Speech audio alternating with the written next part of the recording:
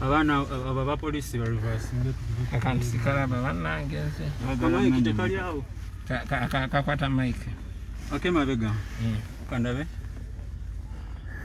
kebera webadde kebera webadde tekali obawo akakiripu gwe kati akabula kebera mu bulungi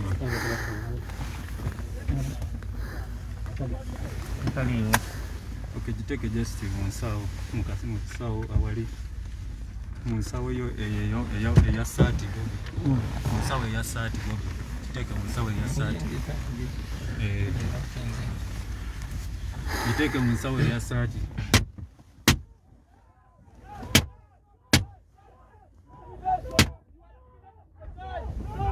filming him.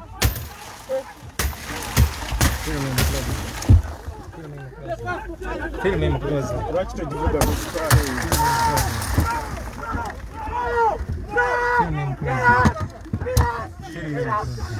Jesus. This is what the police is doing. Jesus. This is what the police is doing. I cover this in the precious blood of Jesus.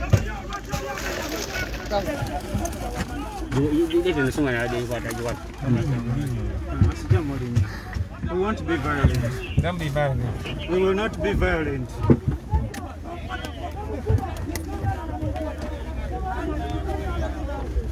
What kind of election are we going to? I'm a journalist. There's nothing you're going to do to me. There's nothing you're going to do.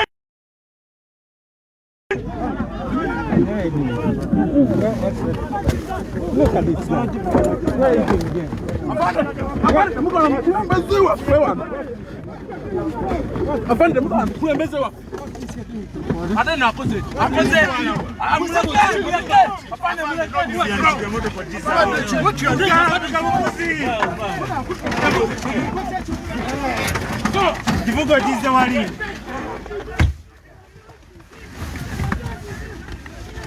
Oh, is it the one down there? I want to go out.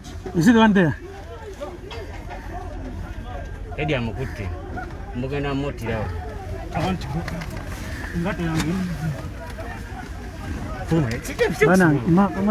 Out, man. It's only going to be against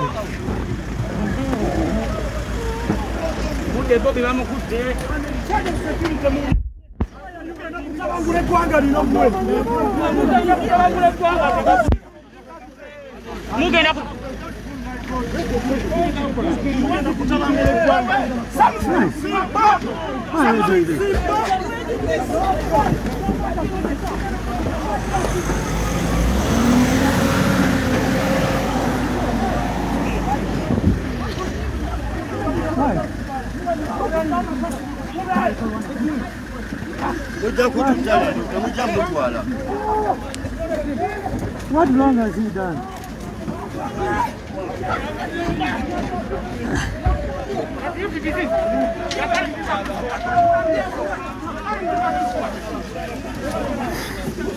What do I? A presidential candidate.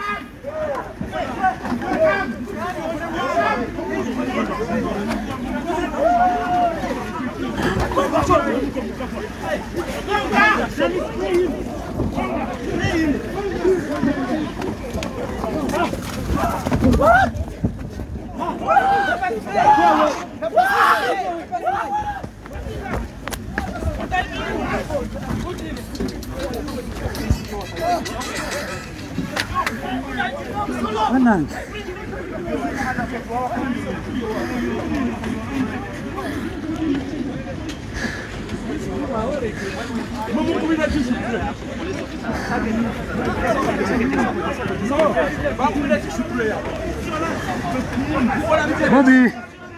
Bobby Wine is being arrested.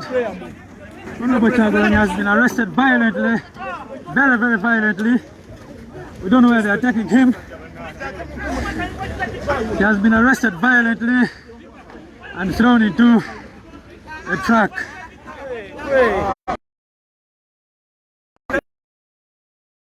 This is the situation here. He has been arrested.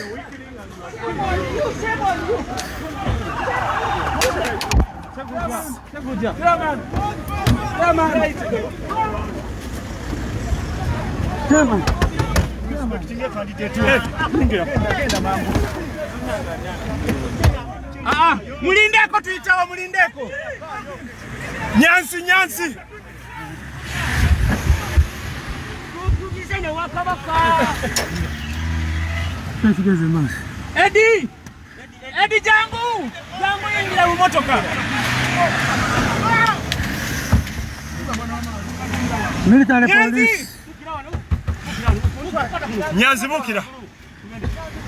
Atule. Yingira jangu. Nyanzi osala nobuka muno ogende mabega yingira. Genda. What you are doing is wrong. Mutiri Bobi bamukute bagala mutwala uno. Baina bagala kubo. Abano bagala kubala bakitekawo. Bali mu bagala bamutwala. Bamazi. Babano. Kale bisajja biswaza. Banulati bakoze eki. Go. Bobi bamukute. Ne motoka etali yafemba tumanyi bakone bukoni. Bamukute. Kapani kabone muganda wange. Kama wakati mkuu uli wa polisi wamaziwa wakatuma njia umanyika. Chairman ya TTT. Chairman toti amani. TTT wakabaka mwene wakule chambo kwa furu.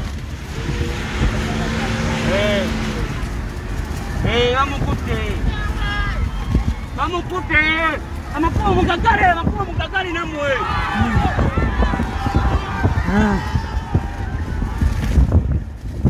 Boy buliji mujigale bulije galibwe.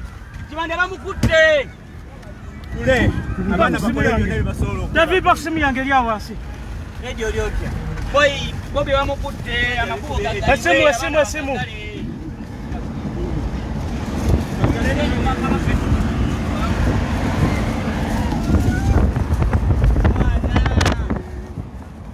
Chairman, they got to take your man.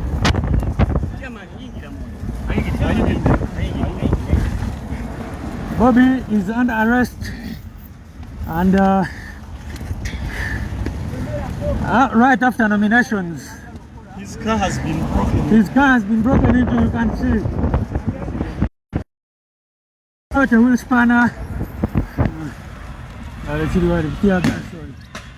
They are firing tear gas.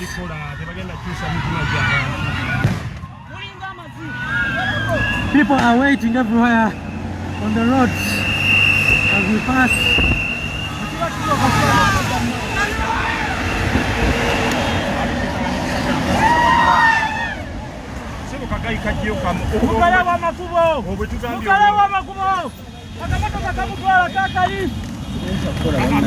Chairman, gende mabegeyo.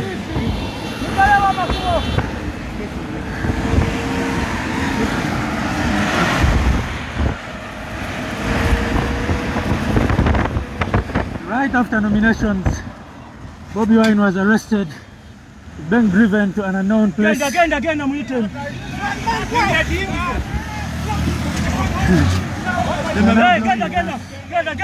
Genda. Dema beka.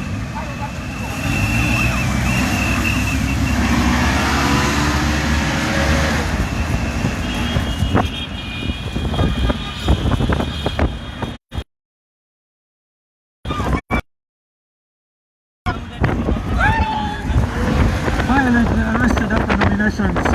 Museveni tried everything to prevent him from a nomination.